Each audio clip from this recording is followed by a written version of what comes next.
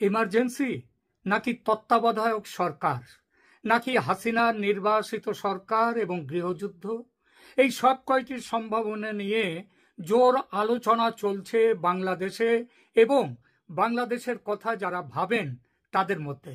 ইউনূস চলে যাচ্ছেন এটা এখন প্রায় নিশ্চিত।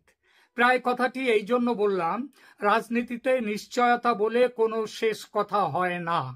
কোটা বিরোধী আন্দোলনের মতো একটা সাধারণ বিষয়ের নির্বিষ আন্দোলন শেখ হাসিনা সরকারের পতন ঘটাবে, এই কথাটি 5 আগস্টের আগে সেনাপ্রধান ওয়াকারুজ্জামান ছাড়া কয়জন ভাবতে পেরেছিলেন? ওয়াকারুজ্জামান ভাবতে পেরেছিলেন এই কারণে যে হাসিনা বিরোধী ষড়যন্ত্রের বড় শরিক ছিলেন তিনিও, এবং সেনা তার সাংবিধানিক দায়িত্ব পালন করে ওই যে রাইফেল নামিয়ে রাখলো, এই সিদ্ধান্ত ওয়াকারুজ্জামান আগেই নিয়ে রেখেছিলেন। ইউনূসের বিদায় নিশ্চিত, এর মধ্যে প্রায় কথাটি ঠিক এই কারণেই বলেছি। আসলে শাসন, প্রশাসন, অর্থনীতি, দেশের সার্বভৌমত্ব, আন্তর্জাতিক সম্পর্ক, সব ব্যাপারেই এই ইউনূস সরকারের ব্যর্থতা এত গভীর ও ব্যাপক যে আর একটি দিনও এই সরকারের ক্ষমতায় থাকার কথা নয়। আমেরিকার পক্ষভুক্ত ইউরোপীয় সরকারগুলো যারা শেখ হাসিনার সময় শুধু নাক গলানো নয়, সারা শরীর গলিয়ে ছড়ি ঘোরাচ্ছিল বাংলাদেশের রাজনীতিতে, তারা এখন চুপ। আমেরিকায় বাইডেন সাহেবের বিদায়ের পর কিছুদিন একটু কি হয় ভাব চলছিল। ট্রাম্প সাহেবও আদৌ সদয় ছিলেন না ইউনূসের ওপর। এখনো যে তিনি সদয় তা নন, শুধু করিডর নিয়ে, চট্টগ্রাম বন্দর নিয়ে, সেন্ট মার্টিনস আইল্যান্ড নিয়ে ব্ল্যাকমেল করার জন্য ইউনূসকে বহাল রেখেছেন পদে। এর ওপর যেসব শর্ত দিয়ে বাণিজ্য চুক্তি করেছেন বাংলাদেশের সঙ্গে, তার কুফল যে কতটা ভুগতে হবে দেশকে, সেটা যারা সরকারে আসবে ইউনূসের পর তারা হাড়ে হাড়ে টের পাবে। এই মুহূর্তে ইউনূসের কাছ থেকে কিছু পাওয়ার নেই ট্রাম্প সাহেবের, তাই বিদায় ঘণ্টা বাজিয়ে দিয়েছেন। বাংলাদেশের সেনার কাছেও সিগন্যাল পাঠাচ্ছে আমেরিকা।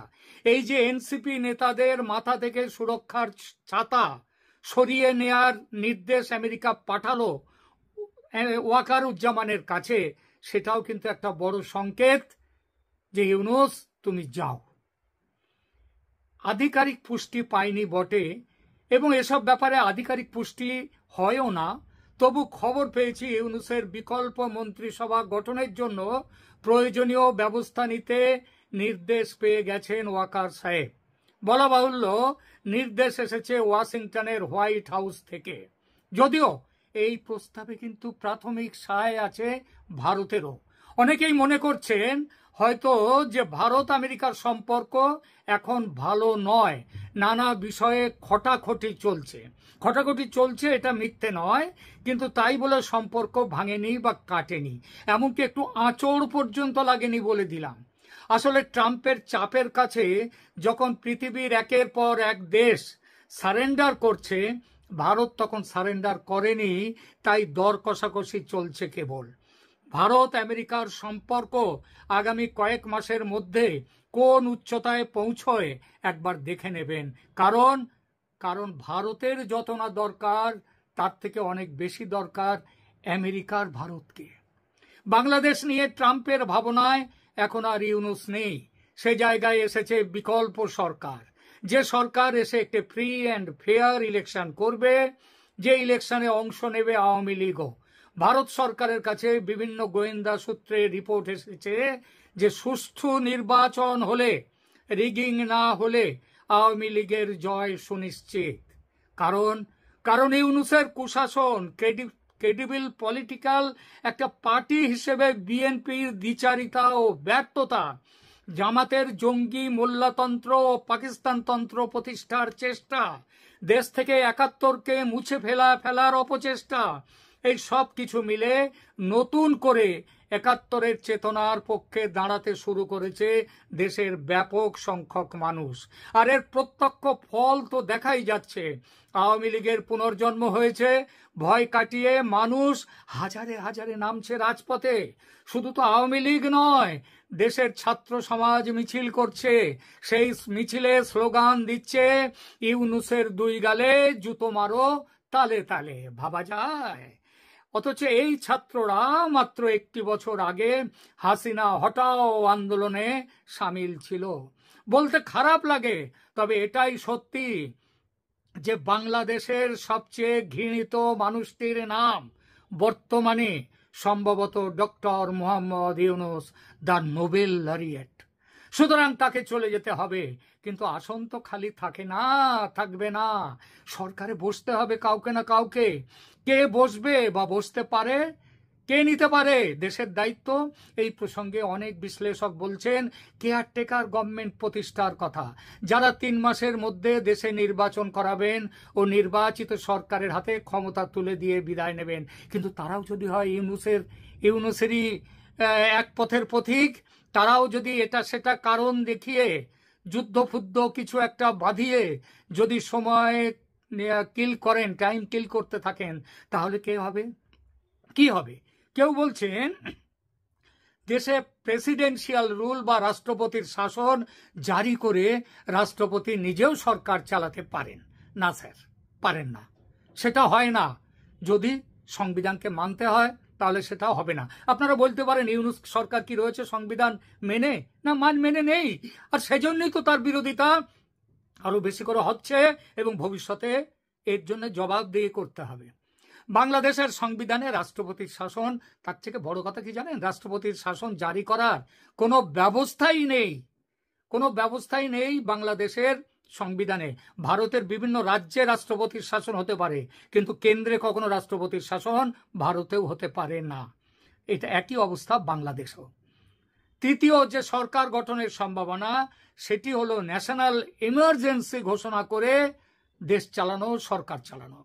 বাংলাদেশের সংবিধানের 9(a) ধারায় রাষ্ট্রপতিকে ক্ষমতা দেওয়া হয়েছে দেশে ইমার্জেন্সি বা জরুরি অবস্থা ঘোষণার। যদি বহিঃশত্রুর আক্রমণ বা অভ্যন্তরীণ গোলযোগের ফলে দেশের সুরক্ষা, নাগরিকদের স্বাধীনতা, অর্থনীতি এসবগুলো ক্ষুণ্ণ হওয়ার সম্ভাবনা থাকে, তাহলে রাষ্ট্রপতি জরুরি অবস্থা জারি করতে পারেন। তবে এখানেও একটা খুব খুব বড় তবে আছে। এই তবেটা হলো রাষ্ট্রপতি তখনই তিনি এই ইমার্জেন্সি বা জরুরি অবস্থা জারি করতে পারেন যখন প্রধানমন্ত্রী সুপারিশ করবেন। প্রধানমন্ত্রীর সুপারিশ নিতে হবে রাষ্ট্রপতির শাসন জারি করতে গেলে, এবং তারপরে পার্লামেন্ট যখন বসবে, পার্লামেন্ট বসলে পার্লামেন্ট থেকে অ্যাপ্রুভ করে নিতে পারে। পার্লামেন্ট তো বাংলাদেশের ভেঙে দেওয়া হয়েছে, কিন্তু সেটা আবার ফিরিয়েও নেওয়া যায়। 2-4 জন নিহত হতে পারেন ঠিকই, সম্ভাবনা আছে, কিন্তু তাহলে বাকিরা বৃহৎ সংখ্যক সাংসদরা তো আছেন, তাদেরকে দিয়ে পরে পার্লামেন্ট পুনরায় বসিয়ে অ্যাপ্রুভাল নিয়ে নেওয়া যেতে পারে। সংবিধান মোতাবেক এটাই হলো ইউনূসকে সরিয়ে দেওয়ার পর যে পথে শাসন ব্যবস্থা চলতে পারে তার সর্বোত্তম পদ্ধতি। এতে সংবিধান ভাঙা হয় না। এইবার প্রশ্ন ওঠে, কি বলছেন সংবিধান ভাঙা হয় না?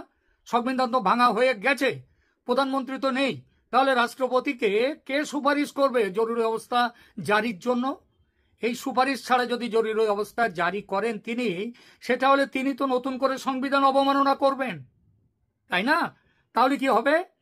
এই সমস্যারও সমাধান আছে। প্রধানমন্ত্রী শেখ হাসিনা পদত্যাগ করেননি, এটা শুধু তিনি নিজে যে বলেছেন তা নয়, স্বয়ং রাষ্ট্রপতি স্বীকার করেছেন। অর্থাৎ আইন অনুযায়ী এখনো দেশের প্রধানমন্ত্রী শেখ হাসিনা। স্বয়ং রাষ্ট্রপতি স্বীকার করার ফলে এই ব্যাপারে কারো কোনো প্রশ্ন তোলার সম্ভাবনা নেই। শেখ হাসিনাকে তাই সসম্মানে ফিরিয়ে এনে তাকে দিয়ে সুপারিশ করিয়ে জরুরি অবস্থা জারি করা যায়। মনে রাখবেন, তেমন হলে শাসনের ক্ষমতা কিন্তু থাকবে প্রধানমন্ত্রী হিসেবে শেখ হাসিনার হাতেই। এই প্রস্তাবের বিপক্ষে ঝড় তুলবেই জামাত, বিএনপি, এনসিপি সহ ইউনূসের সহযোগীরা তথা আওয়ামী লীগের বিরোধীরা। তারা মানতেই চাইবে না এটা, মনে মনে বিরোধিতা করবেন, তাদেরই সঙ্গে ওয়াকারুজ্জামানও। কারণ তার বড় ভয় ভবিষ্যতে কোর্ট মার্শাল হতে পারে তার। ভারত খুব চেষ্টা করছে শেখ হাসিনাকে এভাবে ক্ষমতায় নিয়ে এসে ঢাকায় ফেরত পাঠাতে। এজন্য ট্রাম্প প্রশাসনের ওপরও চাপ সৃষ্টি করছে ভারত। এখানে ইতিমধ্যে উপরাষ্ট্রপতি আমেরিকার জেডি ভান্স, সেখানকার secretary of state Marco Rubio এবং তুলসি গ্যাবার্ড, তাদের সঙ্গে এই সমস্ত ব্যাপার নিয়ে স্বয়ং ভারতের পররাষ্ট্রমন্ত্রী এস জয়শঙ্কর এবং ভারতের national security adviser Ajit Doval তাদের সঙ্গে কথাবার্তা শুরু করে দিয়েছেন। সুতরাং জরুরি অবস্থার জারির মাধ্যমে শাসনে ফিরতেই পারেন শেখ হাসিনা। যদি না হয় এটা, ওই আবার যদি প্রশ্ন, ইফস অ্যান্ড বাটস, এগুলো তো ফেলে দেওয়া যায় না, আর রাজনীতিতে এগুলো রাখতেই হয়। তাই বলছি, যদি না হয় এটা, তাহলে রাষ্ট্রপতি কি করবেন? রাষ্ট্রপতি করতে পারেন যেটা, গত আগস্টের মতো সুপ্রিম কোর্টের অভিমত নিয়ে বিকল্প উপদেষ্টা পরিষদ গঠন করতে পারেন, 3 মাসের মধ্যে ভোট করার জন্য একেবারে স্পষ্টভাবে নির্দেশ দিয়ে। এবারের সুপ্রিম অভিমত, এবার যদি এইভাবে রাষ্ট্রপতি সুপ্রিম কোর্টের অভিমত চান, সেটা হলে এটা তিনি ওই গত বছর যে জালিয়াতি করে ইউনূসকে ক্ষমতায় বসিয়েছিল জামাত এবং বিএনপি এবং তাদের সহযোগীরা, সেই জালিয়াত চিঠির মতো সেবার কোনো মিটিংই হয়নি বিচারপতিদের সুপ্রিম কোর্টের। এবার সেটা হবে না, এটা নিশ্চিত করে বলা যায়। এই পদটি অসাংবিধানিক হবে ঠিকই, তবে রাষ্ট্রপতির হাতে সুপ্রিম কোর্টের রক্ষা কবচ কিন্তু থাকবে। ধরা যাক নতুন উপদেষ্টা পরিষদে এসেও ভোট করতে গড়িমসি করলেন ইউনূসের মতো, কিংবা ইউনূস কপাল জোরে থেকে গেলেন তার পদে। ওই যে বলেছিলাম না, প্রায় নিশ্চিত ইউনূসের চলে যাওয়া, ধরুন সেই প্রায়টাই জোর হয়ে গেল এবং ইউনূস থেকে গেলেন তার পদে, তাহলে কি হবে? এখানে আসে হাসিনা কি ভাবছেন সেই প্রশ্নটি এবার আসছে। হাসিনা ঠিক করেই ফেলেছেন, তেমন হলে গভর্নমেন্ট ইন এক্সাইল বা নির্বাসিত সরকার গঠন করে দেশ দখলের লড়াইতে নামবেন। এই লড়াইয়ে ভারত যে তার পাশে থাকবে এটাও নিশ্চিত। যদি বাংলাদেশ সেনাবাহিনী হাসিনার বিরোধিতায় নেমে আসে, দৃঢ় প্রতিজ্ঞ হয়, তাহলে কি হবে? আমার ধারণা সে ভুল।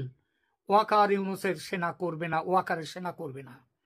সেনা কোনো পক্ষ না নিয়ে পক্ষহীন হয়ে থাকবে, নিজেরা কোনো পক্ষে নেই এটা দেখাবার জন্যে। তবে সেনা কিছু না করলেও জামাত সহ সমস্ত ইসলামী শক্তি এবং বিএনপির একটি অংশ অস্ত্র হাতে আওয়ামী লীগের মোকাবিলা করতে মাঠে নামবে। আর তাদের হাতে অস্ত্র যে যথেষ্টই আছে সেটা তো পরিষ্কার, পাকিস্তান থেকে কম অস্ত্র তো আসেনি, এছাড়া চীন থেকেও আসবে হয়তো। সুতরাং দেশে গৃহযুদ্ধ ঘনিয়ে আসবে। এবারে লড়াই তো পাকিস্তানের বিরুদ্ধে নয়, দেশের ভেতরের রাজনৈতিক বিরোধীদের সঙ্গে, যেটা দেশের পক্ষে আদৌ ভালো নয়। আমার বিশ্বাস আগস্ট মাসটা অপেক্ষা করবেন হাসিনা। তারপরও যদি ইউনূসের বিদায় না হয়, তিনি নির্বাসিত সরকার গঠন করে অধিকার আদায়ের পথে যাবেন এবং তার আগে এই আগস্ট মাস জুড়ে নানা রকম কর্মকাণ্ডের মধ্য দিয়ে দেশে আওয়ামী লীগকে জাগিয়ে তুলবেন, তাদের সংগঠনমুখী করবেন এবং ইউনূস সরকারকে যত রকম ভাবে বিরোধিতা করা যায় সেটা দেখবেন। ইউনূস ডিসেম্বরের মধ্যেও যদি নির্বাচনের ঘোষণা দেন সবাইকে শান্ত করতে, তাহলেও জেনে রাখবেন ইউনূসের অধীনে নির্বাচন কখনোই মেনে নেবেন না হাসিনা। তিনি চাইবেন নির্বাচন হবে তখনই যখন এই সরকার ক্ষমতায় থাকবে।